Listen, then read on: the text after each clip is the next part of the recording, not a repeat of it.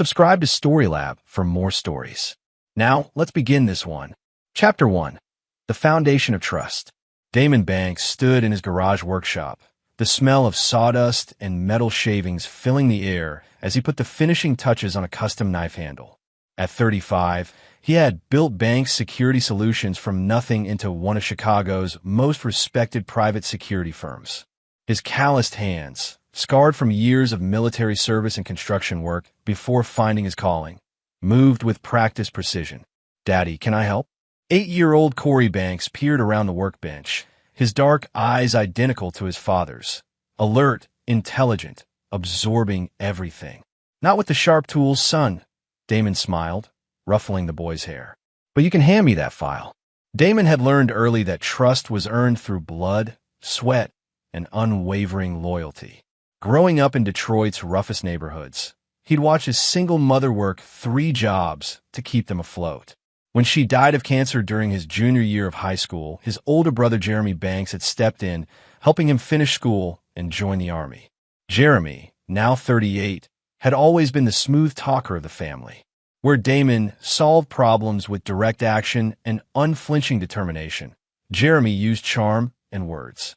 After Damon's military service, 2 tours in Afghanistan that left him with a Purple Heart and an understanding of violence that civilians couldn't fathom, Jeremy had helped him start the security business. "Your brother called," Brenda Banks announced from the doorway, her auburn hair catching the workshop's fluorescent light. At 32, she still turned heads, but Damon had fallen for more than her beauty. When they'd met at a charity event 5 years ago, her quick wit and seemingly genuine warmth had broken through his carefully constructed walls. "What did Jeremy want?" Damon asked, not looking up from his work. "Something about the Morrison contract. He said he'd handle the client meeting tomorrow since you're tied up with the Westfield installation." Damon nodded. Jeremy managed the business side, while Damon handled operations and client relations. It was a partnership that had made them both wealthy, built on what Damon believed was unshakable family loyalty. "Mommy, look what Daddy made." Corey held up a small wooden carving of a soldier. Brenda's smile seemed forced as she glanced at it. "Very nice, sweetheart. Why don't you go wash up for dinner?"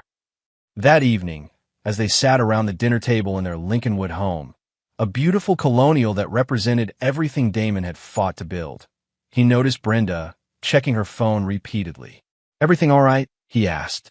"Just work stuff," she replied quickly, sliding the phone into her purse. "Dr. Patterson wants me to review some patient files tonight." Brenda worked as a psychologist at a private practice downtown, specializing in marriage counseling. The irony of that would haunt Damon later. "Dad, will you tell me about when you and Uncle Jeremy were kids?" Corey asked, eager to delay bedtime. Damon's face softened. "Well, when your uncle was 16 and I was 13, we had to move in with our neighbor Mrs. Rodriguez because we couldn't make rent." As he told the story of how Jeremy had worked double shifts at a grocery store to keep them together, Damon caught Brenda's expression in his peripheral vision. She looked guilty, uncomfortable, but when he turned to face her directly, she was smiling and nodding along. Later that night, as Brenda slept beside him, Damon stared at the ceiling. Something felt off, but he couldn't pinpoint what. His instincts, honed by years of combat and security work, were rarely wrong. But this was his wife, his brother, the 2 people he trusted most in the world. He dismissed the feeling as paranoia, a leftover from his military days when hypervigilance kept him alive. Some habits died hard. If only he'd listened to those instincts. Chapter 2. Cracks in the Foundation. 3 months later, Damon's world began to unravel with surgical precision. It started with Marshall Mooney, a soft-spoken accountant who'd been embezzling from his own firm. Damon's company had been hired to investigate internal theft, and the evidence was damning. But Mooney, desperate and cornered, made Damon an offer that would prove to be his downfall. "I have information about Jeremy Banks," Mooney said during what should have been a routine evidence handover. "About accounts he's been hiding from you." Damon's blood turned to ice. "What accounts?" "Offshore. Cayman Islands. He's been skimming from your biggest contracts for 2 years." The accusation hit like a physical blow. Damon had given Jeremy complete control over the financial side of the business. Every contract Every payment, every expense. Jeremy handled it all, while Damon focused on operations. "You're lying," Damon said. But even as the words left his mouth, pieces began falling into place. Jeremy's new Porsche, his recent investment opportunities, the way he'd steered Damon away from certain client meetings. "I can prove it," Mooney insisted. "But I need something in return. A clean slate. Let me disappear, and I'll give you everything." Against his better judgment, Damon agreed to meet Mooney the following night at Millennium Park. He didn't tell Jeremy or Brenda about the meeting.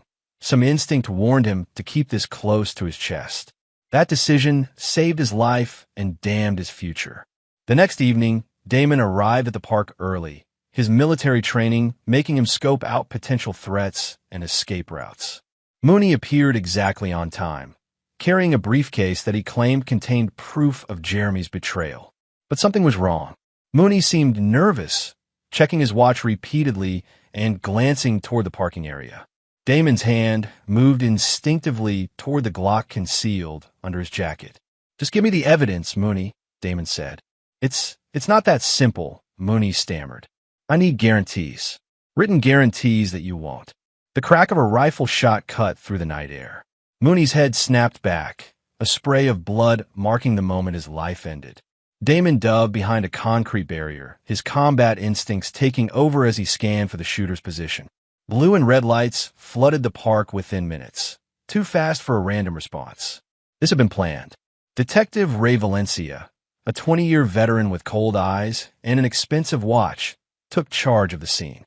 "Damon Banks, you're under arrest for the murder of Marshall Mooney." "That's impossible," Damon snarled. "Someone shot him.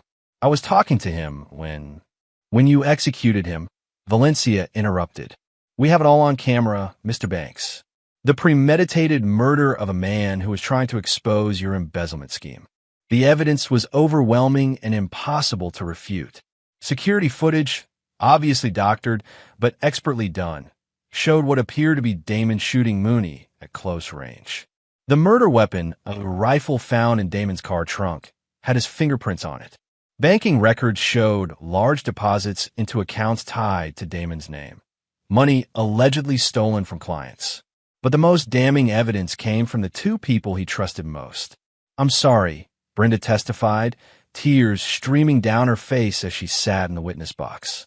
Damon had been acting strangely for months. Paranoid, angry.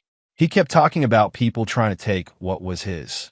Jeremy's testimony was even more devastating. "My brother, I watched him struggle with PTSD for years. The violence he saw overseas, it changed him. When I discovered the missing money, I tried to help him, tried to get him to return it quietly. But he said he'd rather kill Mooney than face prison." The trial lasted 3 weeks. Damon's lawyer, a court-appointed public defender named Gilbert McNamara, seemed overwhelmed by the mountain of evidence.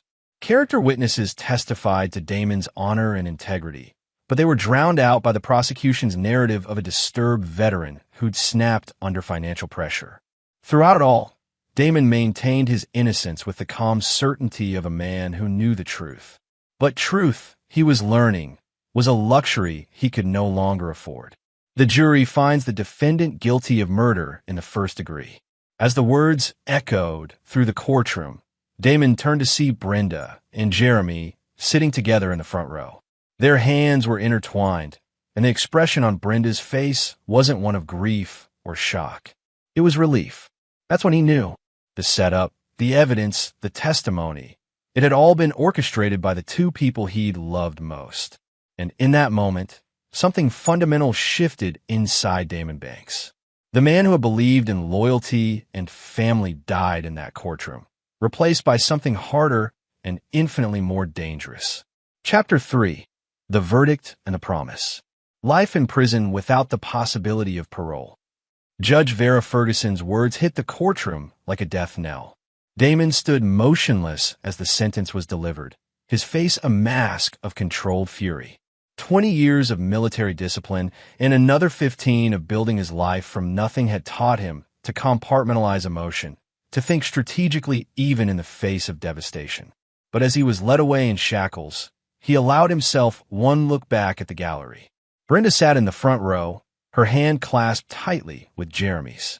As their eyes met, she leaned forward slightly, her voice barely above a whisper but perfectly audible in the sudden quiet. "Hope you rot, loser," she smiled, a cold, satisfied expression that Damon had never seen before.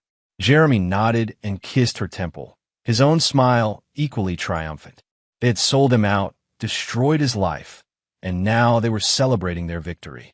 The bailiff's grip tightened on Damon's arm. "Let's go, Banks." As they reached the courtroom doors, a small figure broke away from the crowd. Corey, tears streaming down his face, ran toward his father despite the protests of a social worker trying to restrain him. Daddy, wait." The boy slipped something into Damon's shackled hands before the bailiff could intervene. A small envelope that Damon quickly palmed with practiced sleight of hand. "I love you, Daddy," Corey whispered as the social worker pulled him away. "I love you too, son," Damon replied, his voice steady despite the storm raging inside him. "Remember what I taught you about keeping promises." The ride to Stateville Correctional Center passed in silence. Damon sat in the back of the transport van, his mind already shifting from grief to calculation. He'd been betrayed by the two people who knew him best, which meant they understood his capabilities and would expect certain reactions. They'd expect him to rage, to plot obvious revenge, to make mistakes born of emotion. They'd be wrong. That night, in his cell, Damon carefully opened the envelope Corey had slipped him. Inside was a photograph that made his blood freeze. It showed Brenda and Jeremy in an intimate embrace, but it wasn't the betrayal that shocked him. He'd already accepted that reality. It was the timestamp in the corner, 3 months before Marshall Mooney's murder. 3 months before Damon had even known about the embezzlement accusations. Written on the back in Corey's careful 8-year-old handwriting were the words, "12 days, Dad. Watch the news." The photograph wasn't just evidence of their affair. It was proof that they'd been planning his downfall long before the night in Millennium Park. But more importantly, it meant his son had somehow been documenting their activities. Damon studied the image more carefully. They were in Jeremy's apartment. The one he claimed was just a bachelor pad for late business meetings. In the background, barely visible, were documents spread across a table, blueprints or plans of some kind. His son, barely 8 years old, had been conducting surveillance. The realization filled Damon with a mixture of pride and cold fury. Corey had inherited more than just his father's eyes. He'd inherited his tactical mind. Somehow, the boy had sensed something was wrong and had been gathering evidence. But what was supposed to happen in 12 days? Damon lay back on his narrow bunk and began to think. In the Army, he'd learned that the best revenge wasn't hot-blooded retaliation. It was patient, calculated, and absolutely devastating. His enemies had made one critical mistake. They'd left his son alive and free. Corey wasn't just 8 years old. He was 8 years old with Damon's genetics, Damon's training, and now Damon's purpose. Every weekend camping trip where Damon had taught him to observe and remember.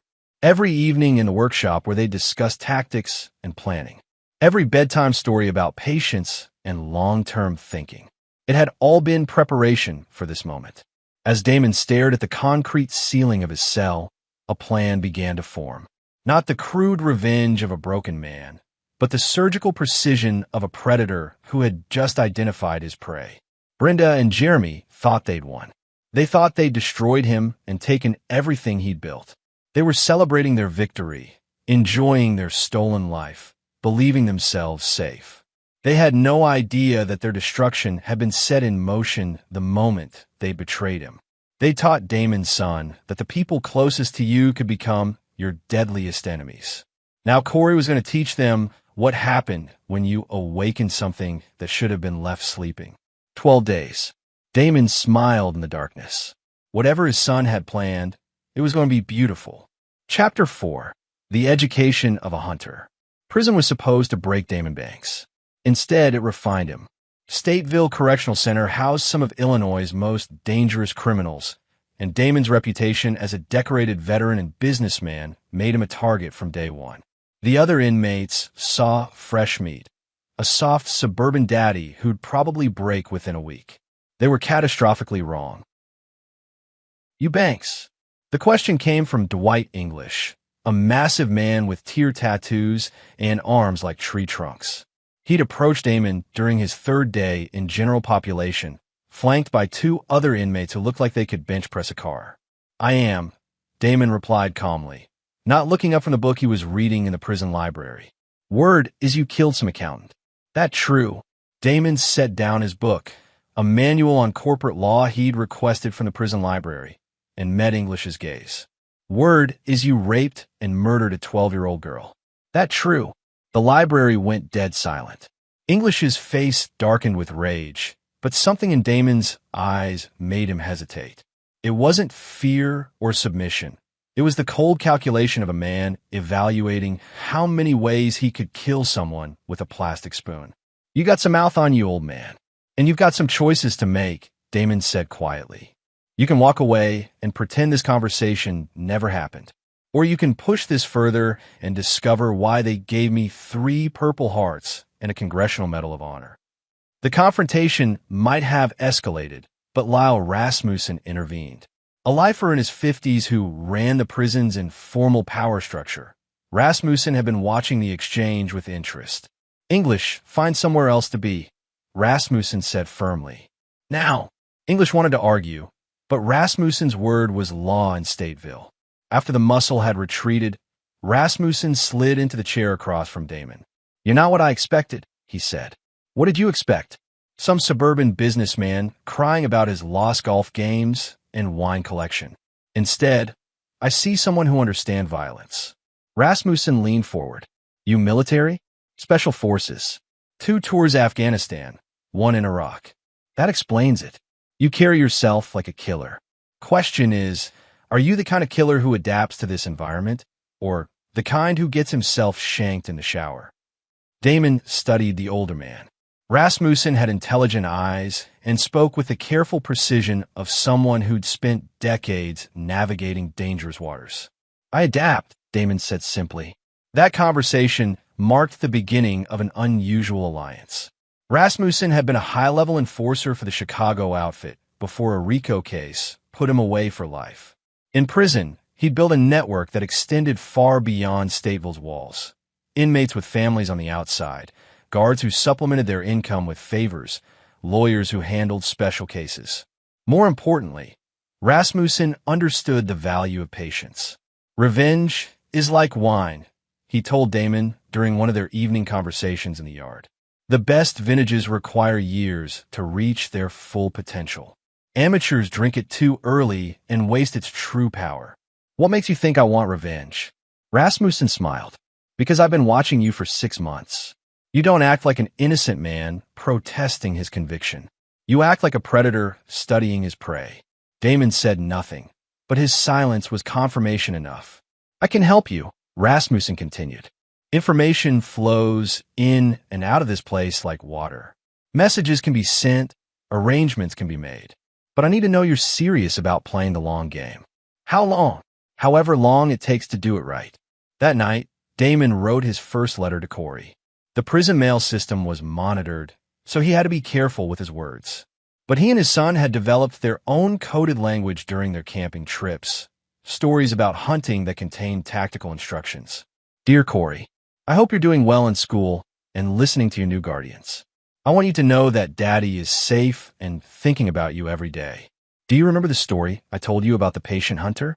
How he would watch his prey for seasons, learning their habits and patterns. The best hunters never rush. They prepare carefully, and when they finally act, their success is absolute. I've been thinking about that story a lot lately. I think it's time for you to practice those hunting skills we discussed. Remember, observe everything, trust no one completely, and never let anyone know you're watching. Your loving father." 3 days later, he received a reply that made his heart swell with pride and terrible anticipation. "Dear Daddy, I remember the hunting story. I've been practicing every day. The deer have patterns, and I'm learning to be invisible. Mrs. Patterson says I'm very quiet and well-behaved. I took pictures of the deer's tracks like you taught me. Some of them are very interesting. I put them in our special hiding place where we buried the time capsule. The hunting season starts in 12 days like we planned. I've been counting down. I love you and miss you. Corey." Damon read the letter 3 times before burning it with a match smuggled from the kitchen. Corey was with Child Services, living in a foster home, while Brenda and Jeremy fought for custody. The fact that his son was referring to surveillance photos and had hidden them in a predetermined location meant the boy was not only following his father's earlier instructions, but had anticipated the need for evidence collection. Mrs. Patterson, the social worker mentioned in the letter, was unwittingly providing Corey with a perfect cover. A quiet, well-behaved boy grieving his father's imprisonment was invisible to adults focused on managing paperwork and caseloads. 12 days. Whatever Corey had planned was about to unfold. Over the following week, Damon used Rasmussen's network to gather intelligence. Jeremy had indeed taken control of Bank Security Solutions, rebranding it as Wise Security, using his middle name. Brenda had moved in with him officially, and they were planning to marry once Corey's custody was finalized. They thought they'd won. They thought they were safe. They had no idea that their destruction was being orchestrated by an 8-year-old boy who'd learned tactical planning from bedtime stories. Chapter 5. The Boy Who Saw Everything. Corey Banks had always been exceptional, but grief and purpose had transformed him into something his foster parents couldn't begin to understand. To Courtney Neff, the well-meaning social worker who'd placed him in her sister's home, Corey was a quiet, traumatized child adapting remarkably well to his father's imprisonment. To his foster family, the Washingtons, he was a polite, studious boy who never caused trouble and seemed mature beyond his 8 years. None of them realized they were housing a junior operative executing a plan his father had unknowingly set in motion years earlier. The foundation had been laid during countless weekend camping trips where Damon had taught his son games that were actually basic surveillance techniques. How to move silently through woods. How to observe without being noticed. How to remember details others missed. How to think several moves ahead. Always have an escape route, son, Damon had told him during one memorable trip. And always have a backup plan for your backup plan. Corey had absorbed every lesson with the intense focus that made his teachers praise his concentration and his mother worry about his seriousness. He thought they were just fun father-son activities until the night his world collapsed. The first hint something was wrong came 3 months before the trial, when Corey had awakened to use the bathroom and heard his mother on the phone downstairs. It has to look natural, she was saying quietly. Damon's too smart to fall for anything obvious. Young as he was, Corey understood that his parents sometimes had work problems. But something in his mother's tone, cold and calculating rather than worried or frustrated, triggered the hyper-awareness his father had trained into him. He began watching, listening, remembering. The small digital camera Damon had given him for his 8th birthday became his tool of documentation. To the adults around him, it was a toy, something to keep the boy occupied while they handled grown-up business. They never noticed him taking pictures. The basement workshop became his intelligence center. Behind the old water heater, in a space only a small child could access, Corey created a hiding spot for his growing collection of evidence. Photographs of his mother and Uncle Jeremy in embraces that didn't look familial. Audio recordings made with the voice recorder app on his mother's tablet when she left it unattended. Documents photographed during late-night reconnaissance missions when the adults thought he was sleeping. The night his father was arrested, Corey heard Jeremy on the phone with someone he called Detective V. "It's done," Jeremy said. "The evidence is planted, and Brenda will testify tomorrow. You'll have your conviction." "What about the kid?" the voice on the other end asked. "Corey? He's 8. Who's going to believe an 8-year-old over 2 adults and a pile of evidence?" They'd underestimated him catastrophically. Now, living with the Washingtons in their modest Evanston home, Corey had mobility his enemies couldn't have anticipated. His foster parents, Terry and Diana Washington, were kind people who believed in giving traumatized children space to heal. When Corey asked for permission to visit his old neighborhood, to feel closer to Daddy, they readily agreed. What they didn't know was that Corey had been conducting surveillance operations. Jeremy had moved into the house Corey once called home, Damon's house, built with Damon's money, filled with Damon's possessions. Brenda lived there now, too, sharing a master bedroom where she'd once slept beside Corey's father. But more importantly, they'd grown careless. Success had made them sloppy. They no longer bothered to hide their relationship or their conspiracy. In the kitchen where Corey had eaten breakfast every morning for years, they now planned their future, Jeremy's expansion of the stolen business, Brenda's new psychology practice built on her testimony about recognizing the signs of violent instability. They discussed these plans loudly, passionately, secure in the knowledge that they'd eliminated the only threat to their happiness. They'd forgotten about the boy who moved like a ghost and saw everything. The final piece of Corey's preparation involved something his father had taught him about patience and timing. The best moment to strike isn't when you're angry, son. It's when your enemy feels safest. Jeremy and Brenda felt very safe indeed. They'd scheduled their wedding for the weekend, a small ceremony followed by a reception at the Palmer House Hotel. They'd invited their closest friends and business associates, including Detective Valencia and several others who'd played roles in Damon's conviction. They wanted to celebrate their victory publicly to show the world that they'd not only survived Damon Banks' breakdown, but thrived despite it. The wedding would be their moment of ultimate triumph. It would also be their moment of absolute destruction. 3 days before the ceremony, Corey made his final trip to the house. Using skills his father had taught him during their camping adventures, he slipped inside through the basement window he'd deliberately left unlatched months earlier. In Jeremy's study, the room that had once been Damon's workshop, Corey placed the small package he'd assembled. It looked innocuous enough, a gift box containing what appeared to be a wedding present.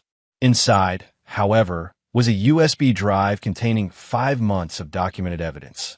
Photos, audio recordings, video surveillance, and a detailed timeline of Jeremy and Brenda's conspiracy. Everything from their affair and the planning of Damon's frame-up to their current business dealings and future plans. But more than evidence, the package contained something that would transform their wedding celebration into a nightmare beyond their imagination. As Corey slipped back out into the night, he whispered the words his father had taught him during their tactical exercises. The mission is complete. In his foster home, he wrote one final letter to his father.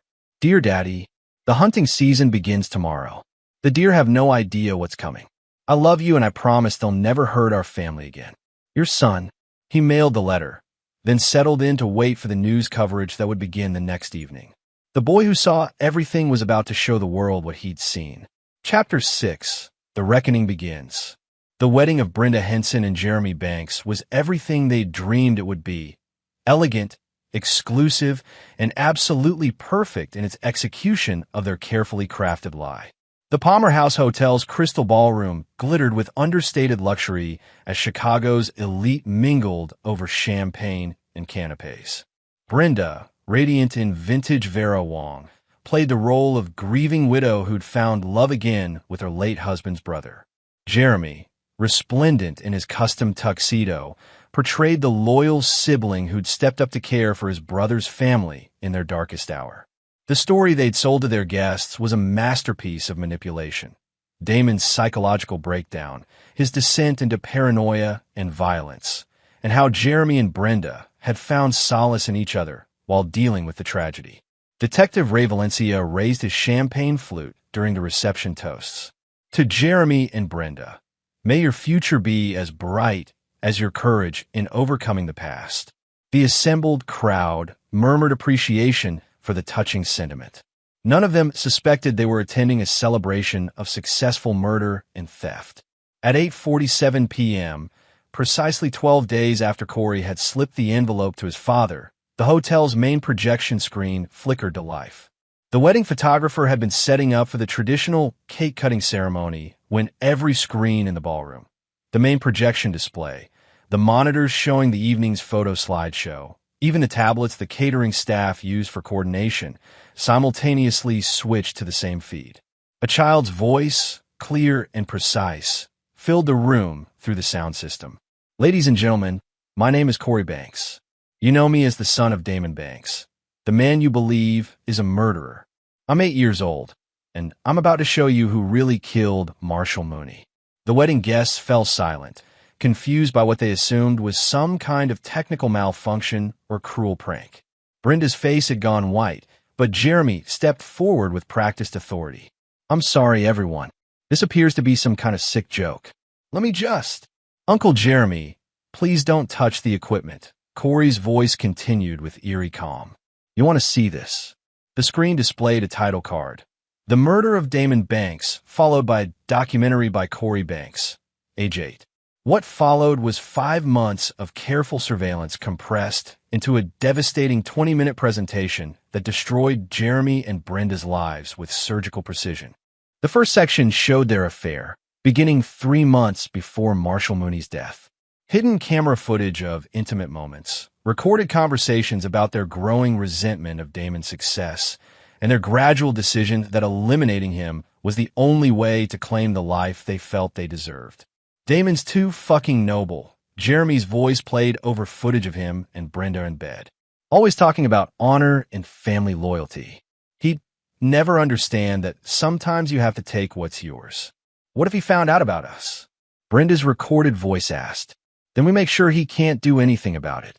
The wedding guests watched in horrified fascination as the screen showed Jeremy's meetings with Detective Valencia, their discussion of manufacturing evidence, and the careful orchestration of Damon's frame-up. But the most damning footage came from the night of Mooney's murder itself. Corey had somehow positioned himself in Millennium Park with a clear sight line to the meeting location. His child's camera had captured what the official security footage had obscured. A second figure in the shadows, the muzzle flash from a rifle that wasn't in Damon's hands, and Jeremy Banks emerging from behind a maintenance building to plant the murder weapon in Damon's car.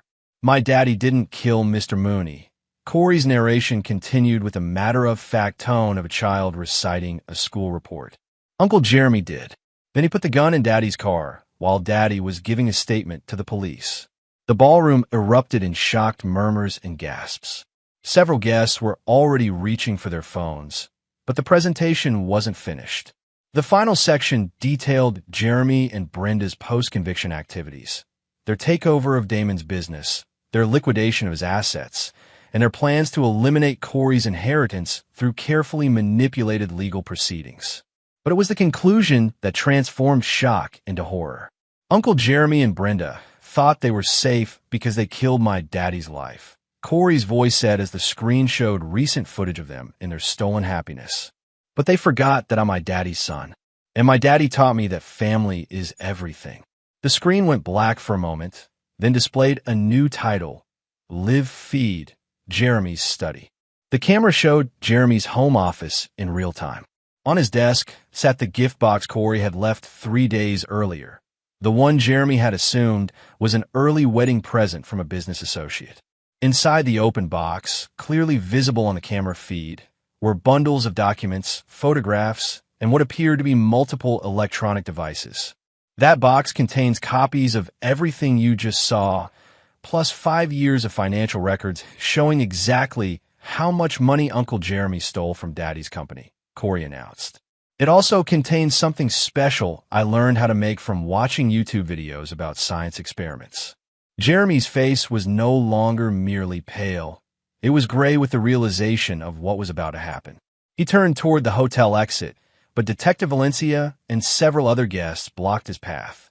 The funny thing about chemistry sets, Corey's voice continued cheerfully, is that you can make all sorts of interesting reactions when you mix the right chemicals. The timer I built should activate in about 30 seconds. Everybody out! Jeremy screamed, abandoning all pretense. Get out of the building.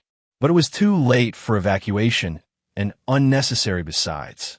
The explosion that rocked Jeremy's house 20 miles away was small and precisely controlled, enough to destroy the study and everything in it, but contained enough to avoid harming neighbors.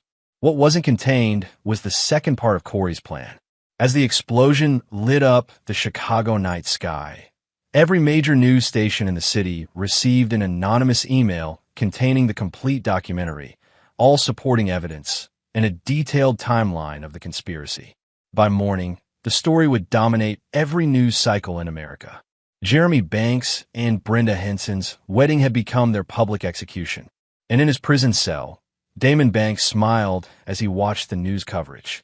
His son had done more than gather evidence. He'd orchestrated the complete annihilation of his enemies' lives with the patience and precision of a master tactician. The boy was definitely his father's son. Chapter 7. The Unraveling. The explosion that destroyed Jeremy's study was heard for blocks, but the destruction of Jeremy and Brenda's lives reverberated across the entire city. Within hours of Corey's documentary going viral, the Chicago Police Department was forced to open an investigation into one of their own. Detective Ray Valencia, whose expensive lifestyle had always raised quiet questions among his colleagues, suddenly found himself under intense scrutiny.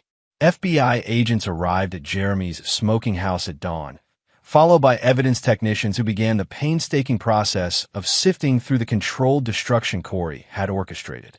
The boy's explosive device had been precisely calibrated, powerful enough to destroy the immediate evidence of his intrusion, but surgical enough to leave the rest of the house untouched. More importantly, the explosion had been designed to make Jeremy and Brenda look guilty.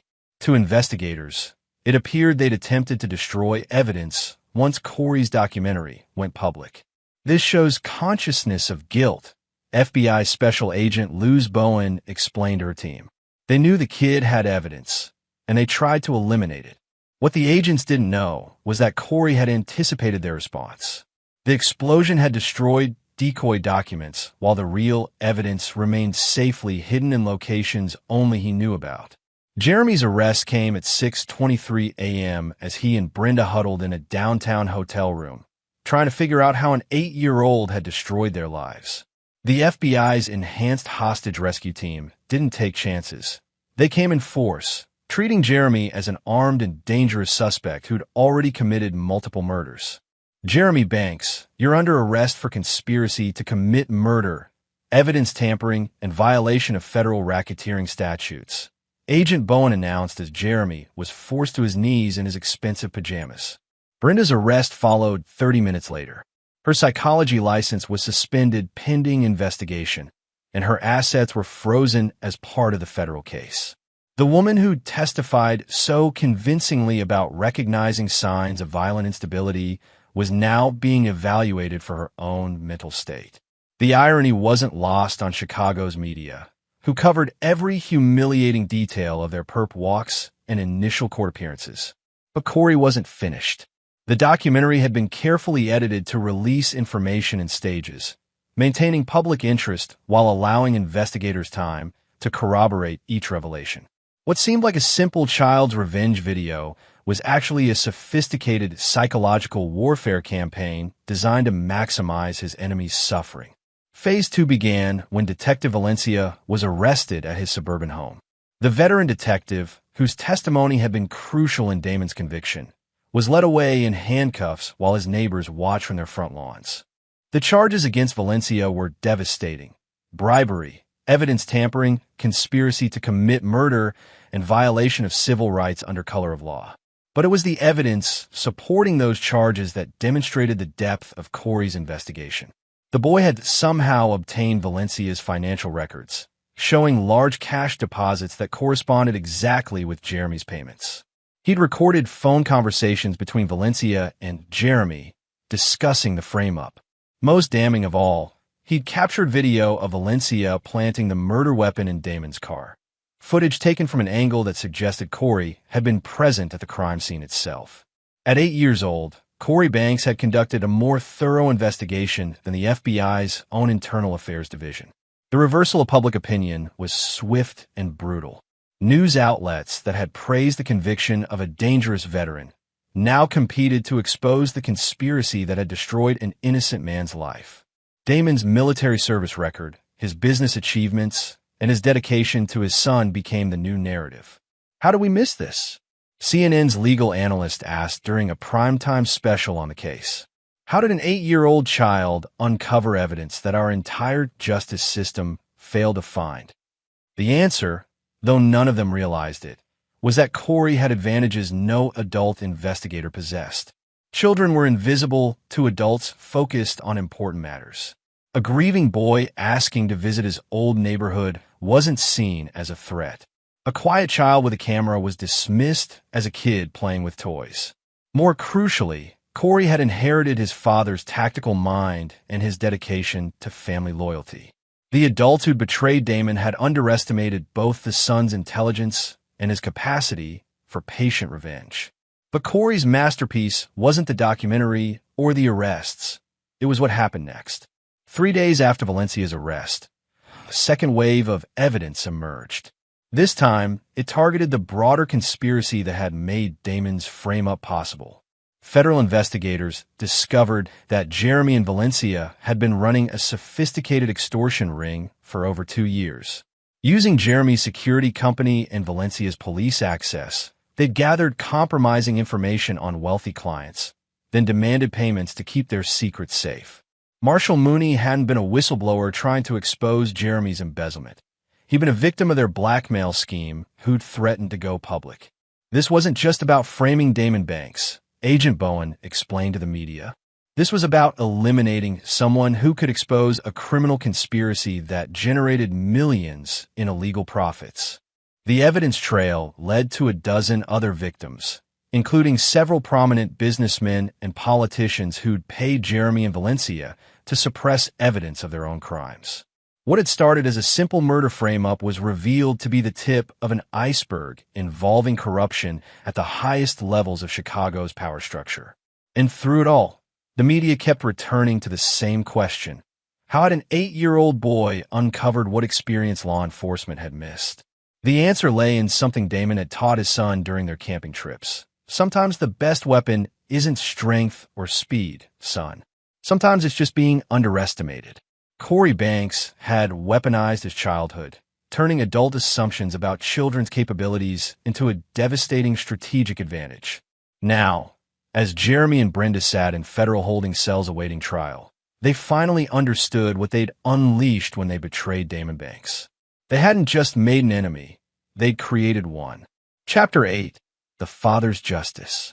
The call came to Stateville Correctional Center on a gray Tuesday morning, exactly 18 months after Damon's conviction. "Banks, you have a visitor," Guard Captain Craig McMillan announced, his tone unusually respectful. Word had spread through the prison that Damon wasn't just another inmate. He was a man whose 8-year-old son had just toppled a criminal conspiracy that reached into the highest levels of Chicago law enforcement. Damon's visitor wasn't Corey or his lawyer, as expected.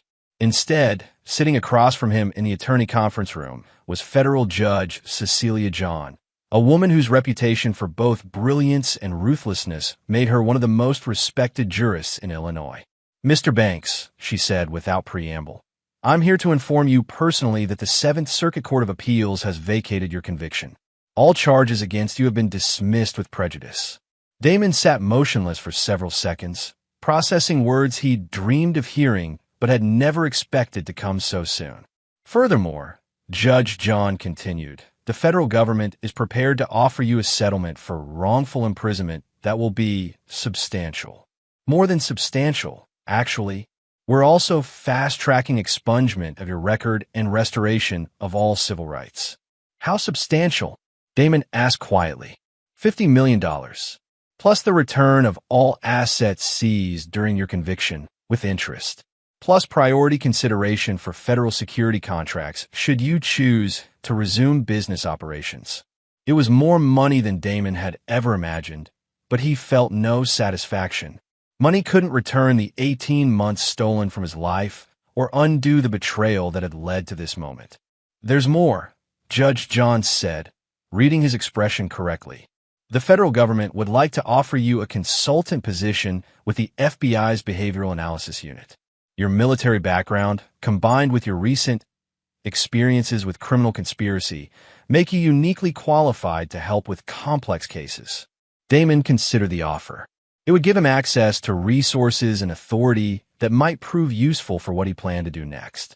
"I accept," he said. "All of it. Good. You'll be released this afternoon.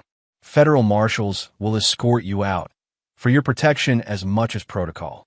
This case has generated significant media attention." That evening, Damon stood outside Stateville's gates for the first time in 18 months, wearing a crisp black suit provided by the federal government and carrying a briefcase containing his new credentials and financial documents. Waiting for him was a government sedan with bulletproof glass and an FBI escort team. But more importantly, Standing beside the car was a 9-year-old boy who'd grown 3 inches and gained the steady eyes of someone who'd seen too much. "Hello, Daddy," Corey said simply. Damon knelt and embraced his son, feeling the boy's thin arms wrap around his neck with desperate strength. "Hello, son," he whispered. "You did good work." "I kept my promise," Corey replied. Family is everything.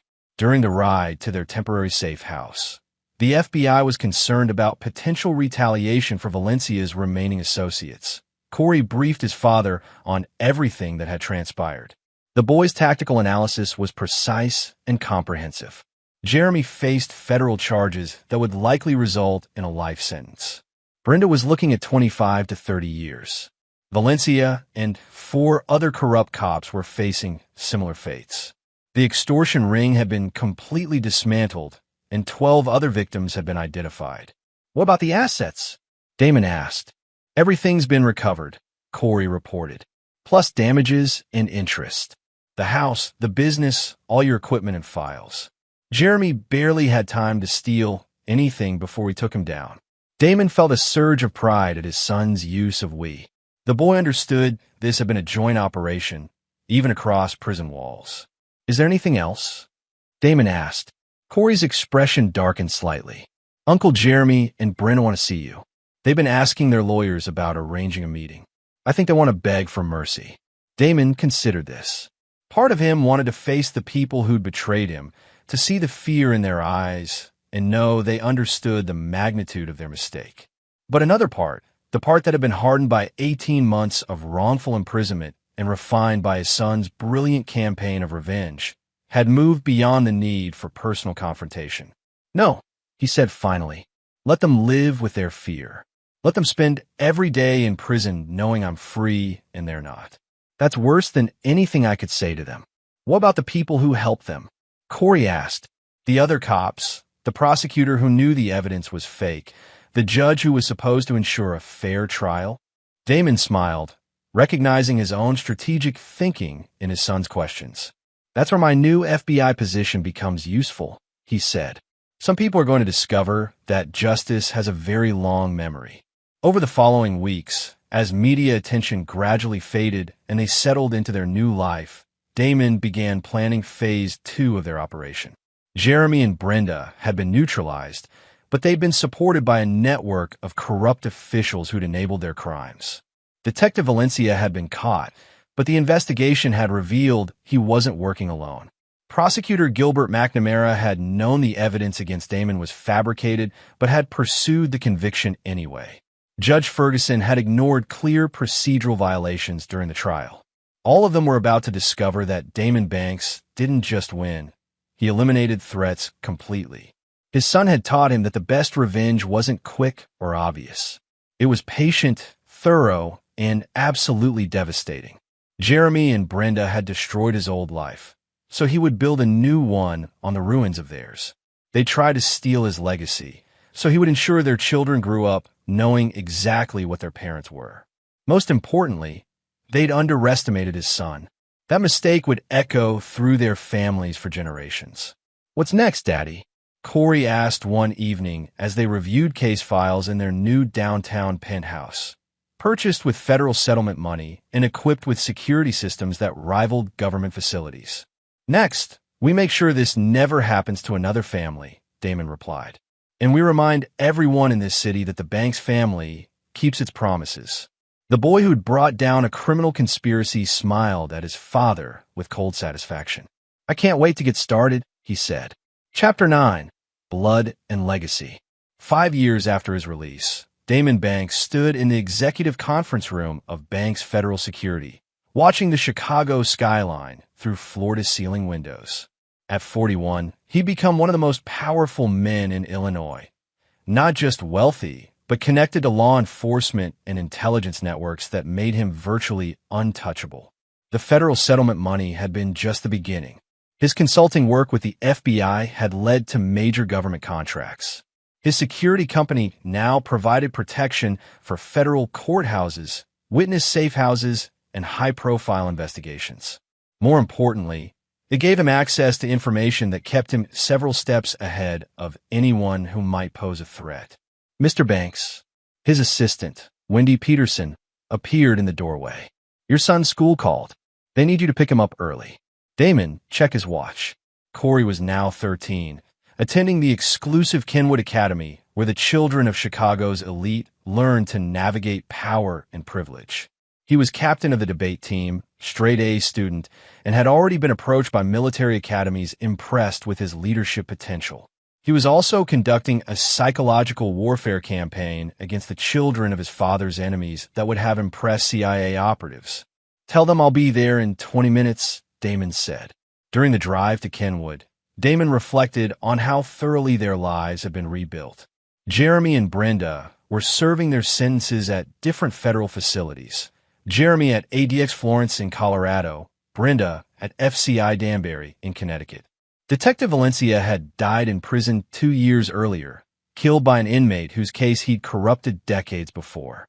The corrupt prosecutor, Gilbert McNamara, had suffered a nervous breakdown and was now living in a psychiatric facility.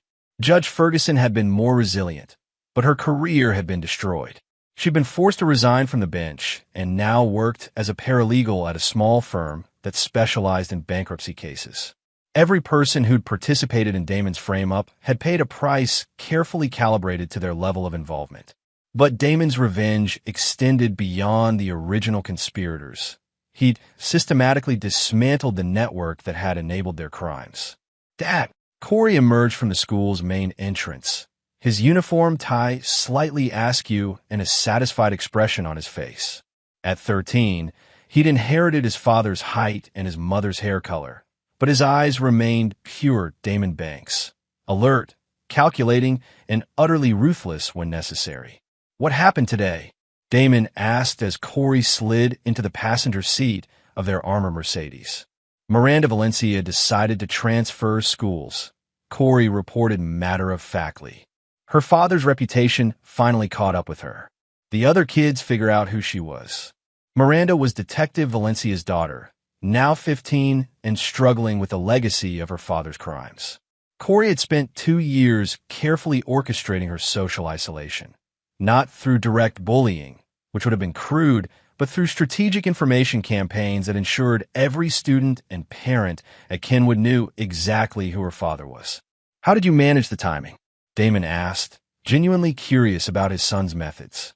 Anonymous social media posts with photos of her father's arrest, posted from school computers during lunch periods when lots of kids were online. "I made sure the posts looked like they came from different students who just figured out who she was." Damon felt a mixture of pride and concern. Corey's strategic thinking was impressive, but his emotional detachment from the suffering he caused was beginning to worry his father. "Corey," he said carefully, "do you feel anything when you hurt these people?" The boy considered the question with the seriousness he brought to all tactical discussions. "I feel satisfied when a mission succeeds. Miranda Valencia's father helped destroy our family. Making her pay for that feels correct.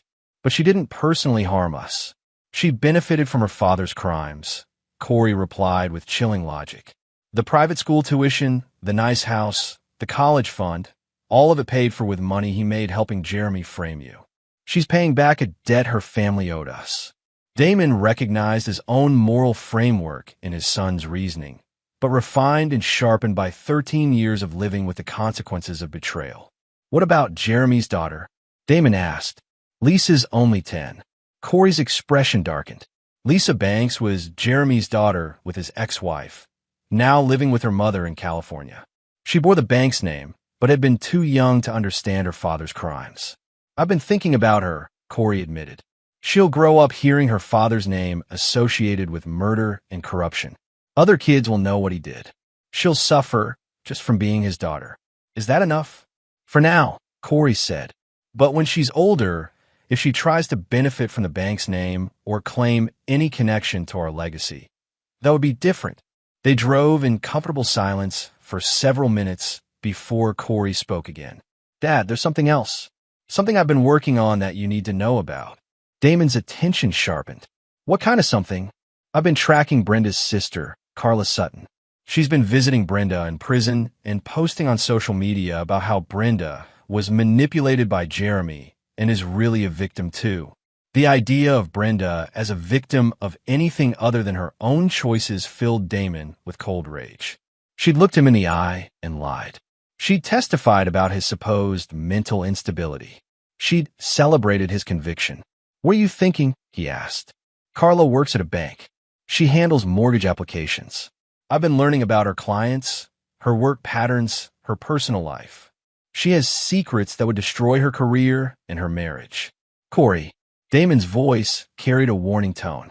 "Whatever you're planning, we discuss it together first. No independent operations." "Of course, Dad. I'm not ready to act yet anyway. I want to wait until Brenda gets false hope about public sympathy, then destroy it completely." That evening, in their penthouse apartment, father and son reviewed Corey's intelligence files on Carla Sutton. The boy's research was thorough and professionally compiled, more detailed than many FBI background investigations. "Impressive work," Damon said finally, "but I want you to step back from this particular target." "Why?" "Because Carla Sutton is small time. She's not worth our attention, and pursuing her would be beneath us." Damon closed the file and looked at his son seriously. "We're not vindictive bullies, Corey. We're apex predators. We eliminate genuine threats and ignore everything else." Corey considered this distinction carefully. So Miranda Valencia was a genuine threat. She represented potential future complications. Her father's corruption needed to be thoroughly discredited, and ensuring his family understood the consequences served that purpose. But Carla Sutton is just noise. Exactly. Going after her would make us look petty rather than powerful. Corey nodded, already mentally filing away this lesson in strategic thinking.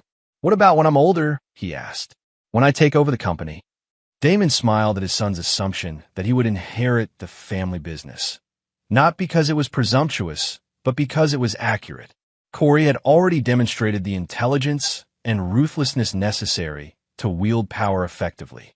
"When you're older, you'll make your own decisions about threats and responses," Damon said.